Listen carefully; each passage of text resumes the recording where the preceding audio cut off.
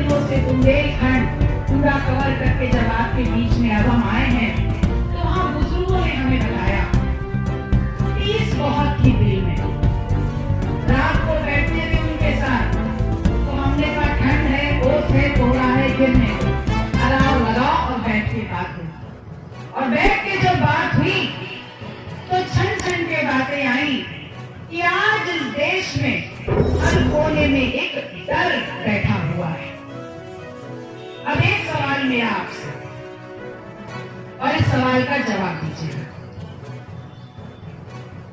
हम गुलाम थे और गुलामी की जंजीरें तोड़ करके हम आजाद हुए, और जब गुलामी से हम हट करके आजादी की तरफ बढ़ रहे थे, तो हर जाति, हर समाज, हर वर्ग और हर धर्म के आदमी ने उस जंग आजादी की लड़ाई में अपनी जिंदगी को कुर्बान किया।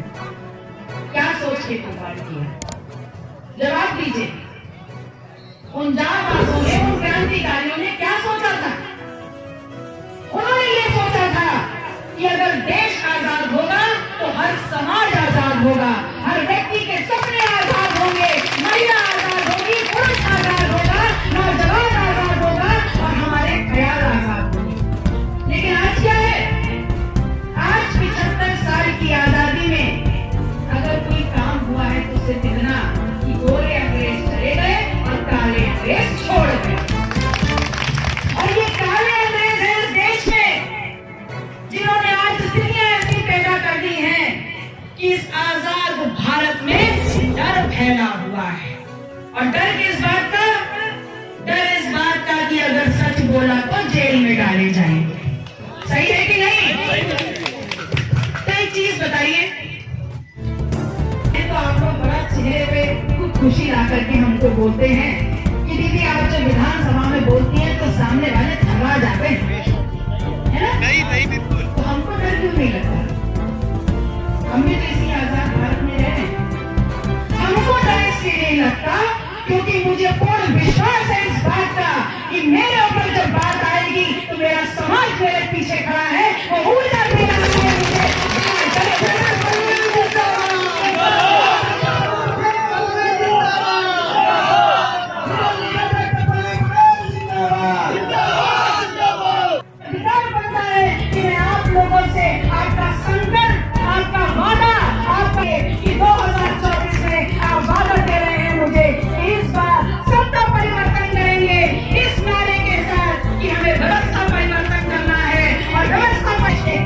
व्यवस्था परिवर्तन करना है इस देश के नौजवान के लिए, व्यवस्था परिवर्तन करना है इस देश की महिला के लिए, व्यवस्था परिवर्तन करना है इन बच्चों के लिए जो आज अपना कलेरावादी का झंडा लेकर के इस मंच के सामने खड़े।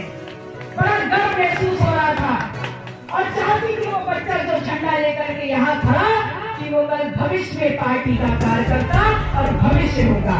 लेकिन उससे पहले मैं चाहूंगी कि वो बच्चा अपनी शिक्षा पूरी करके समाज में कुछ बेहतर करे और फिर पार्टी का झंडा लेकर के समाज को नई दिशा में ले जाने का काम करे।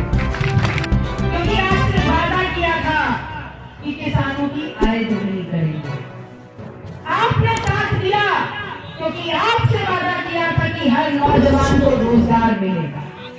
आपने साथ दिया क्योंकि आपको वादा किया था कि महिला का सम्मान और सुरक्षा गारंटी करेंगे।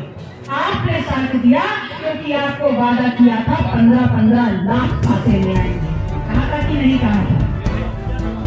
अब 2014 का वादा पूरा हो गया? नहीं। अगर 15-15 लाख खाते में आए तो विद्या 5-5 लाख लेके जाएगी।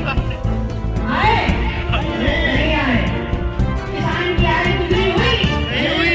अगर हो गई तो उसका कमीशन ले जाओगे। हो गई? नहीं हुई।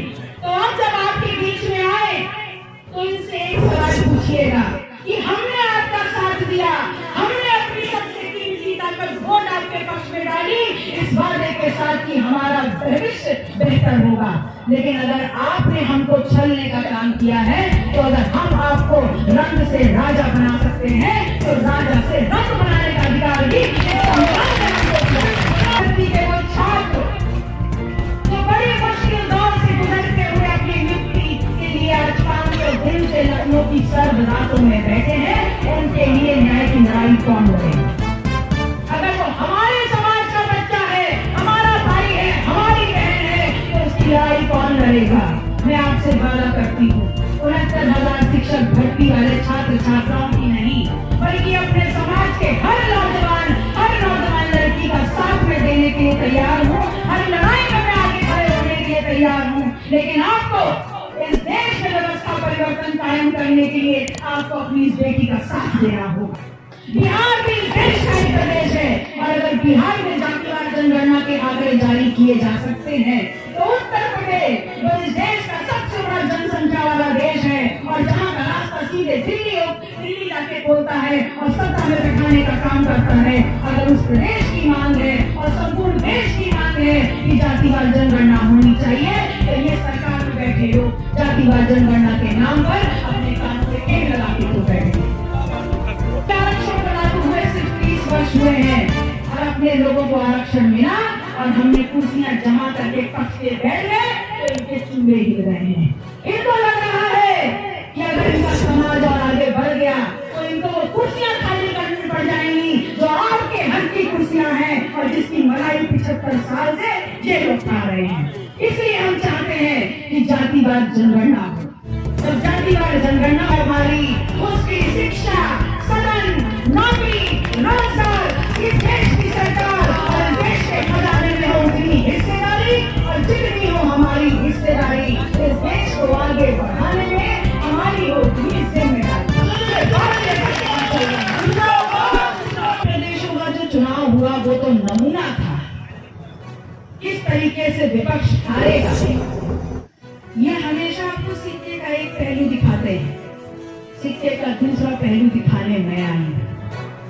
अगर हम हारे होते, अगर विपक्ष हारा होता, वो विपक्ष तो जातिवार जनगणना की मांग कर रहा है, तो ये 3 प्रदेशों में कहीं यादव, कहीं आदिवासी, कहीं चौधरी, कहीं कनौजिया ऐसे मुख्यमंत्री न बनाते, ये बनाते उनको जो आपको उल्लू बनाते।